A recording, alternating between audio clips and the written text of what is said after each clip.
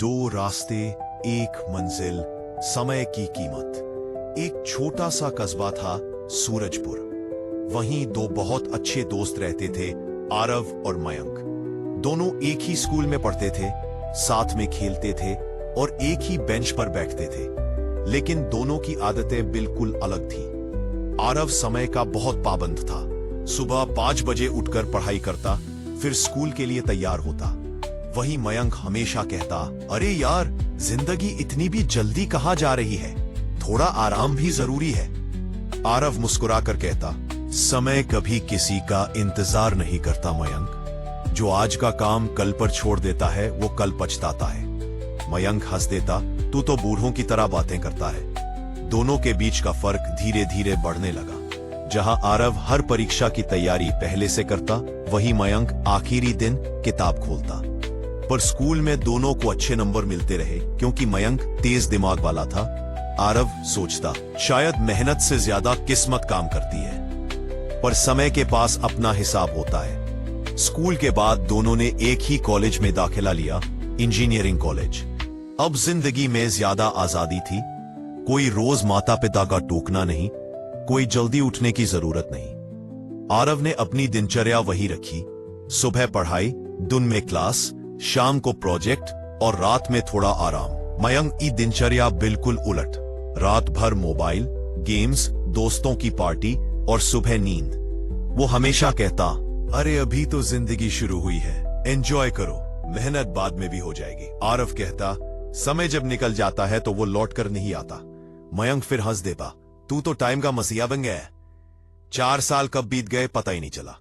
जब कॉलेज का आखिरी साल आया, सबकी नजरें कैंपस इंटरव्यूज पर थी। आरव ने पहले से तैयारी कर रखी थी। रिज्यूमे बनाया, प्रोजेक्ट्स पूरे किए, इंटरव्यू स्किल्स सीखी। वही मयंक ने सोचा, मेरे पास तो स्मार्टनेस है, इंटरव्यू में सब संभाल लूंगा। पहला इंटरव्यू, आरव ने शानदार प्रदर्शन किया। मयंक को लगा कोई बात नहीं, अगली कंपनी में हो जाएगा। दूसरा, तीसरा, चौथा, हर बार मयंक को हम आपको कॉल करेंगे का जवाब मिला, पर कॉल कभी नहीं आया। और उसी समय आरव को एक बड़ी कंपनी से जॉब ऑफर मिला। वो बहुत खुश था, पर अपने दोस्त मयंक की उदासी देखकर बोला, भाई तू हिम्मत मत हार, तू चाहे तो मुझसे तैयारी कर ले, अगली बार जरूर होगा।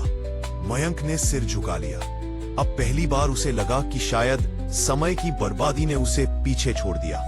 कुछ साल बीते। आरव अब एक बड़ी कंपनी में प्रोजेक्ट मैनेजर बन चुका था।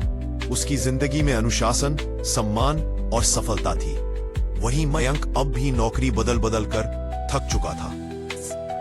कभी देर से पहुंचना, कभी डेडलाइन मिस करना, हर बार बहाने तैयार। धीरे धीरे सब कुछ हाथ से फिसलता गया। एक दिन दोनों की मुलाकात हुई एक शादी में। आरव चमकते चेहरे के साथ आया, जबकि मयंक थका हारा लग रहा था। मयंक ने मुस्कुराकर कहा, भाई तेरी तो जिंदगी सेट है। आरव बोला, तेरे पास भी वही 24 घंटे हैं जो मेरे पास थे। फर्क सिर्फ इतना था कि मैंने उनका इस्तेमाल किया और तूने उन्हें यूं ही जाने दिया। मयंक की आंखें झुक गई। वो बोला, कभी कभी लगता है अगर मैंने तेरा कहा माना होता तो शायद आज मेरी जिंदगी भी अलग होती। आरव ने उसका कंधा थपथपाया। समय चला गया तो क्या हुआ, अगला पल अभी तेरे पास है, जो बीत गया उससे सीख ले और अब का इस्तेमाल कर। उस दिन से मयंक ने ठान लिया, अब मैं समय की कीमत समझूंगा। वो रोज सुबह जल्दी उठने लगा, नई स्किल्स सीखने लगा, पुराने शौक छोड़कर अपने करियर पर ध्यान देने लगा। धीरे धीरे उसने छोटे छोटे प्रोजेक्ट्स लिए और फ्रीलांस काम शुरू किया। आरव उसकी मदद करता रहा। 1 साल बाद मयंक को एक अच्छी कंपनी में जगह मिल गई। वो दिन उसके लिए किसी त्योहार से कम नहीं था। वो आरव के पास गया और बोला, पी, अब समझ आया, समय किसी के लिए रुकता नहीं, लेकिन मेहनत से हम खोया हुआ वक्त भी जीत सकते हैं। आरव मुस्कुराया, सही कहा तूने, बस शुरुआत करनी होती है। कुछ साल बाद दोनों अपने अपने क्षेत्र में सफल हो गए। एक दिन कॉलेज ने उन्हें मोटिवेशनल स्पीच देने बुलाया। स्टेज पर मयंक बोला, दोस्तों, मैं कभी सोचता था कि वक्त बहुत है, लेकिन वक्त ने मुझे सिखाया कि जो वक्त को बेकार समझता है वक्त उसे बेकार बना देता है, और जो वक्त की कद्र करता है वक्त उसे मुकाम तक पहुंचाता है। आरव ने जोड़ा, हर सुबह एक नया मौका लाती है, एक परीक्षा अपनी माओ के लिए बुझाएगा। फाइनली पूरा हॉल तालियों से गूंज उठा। इसका सार बहुत सीधा लेकिन गहरा है। समय सबसे बड़ी पूंजी है। समय जिसे हम खो देते हैं वो कभी वापस नहीं आता, चाहे हमारे पास कितनी भी बुद्धि, किस्मत या पैसा हो। अगर हमने समय की कद्र नहीं की तो सब व्यर्थ है। कि आरव और मयंक दोनों के पास समान अवसर थे, फर्क सिर्फ एक चीज में था, समय के उपयोग में। एक ने समय को साथी बनाया, दूसरे ने दुश्मन बनाया, और अंत में दोनों की मंजिल भी उसी के अनुसार बनी।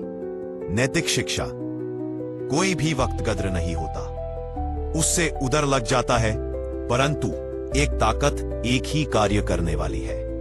हर पल कुछ करने का मौका है, उसे यूं ही जाने मत दो, क्योंकि समय चला गया तो लौट कर नहीं आता।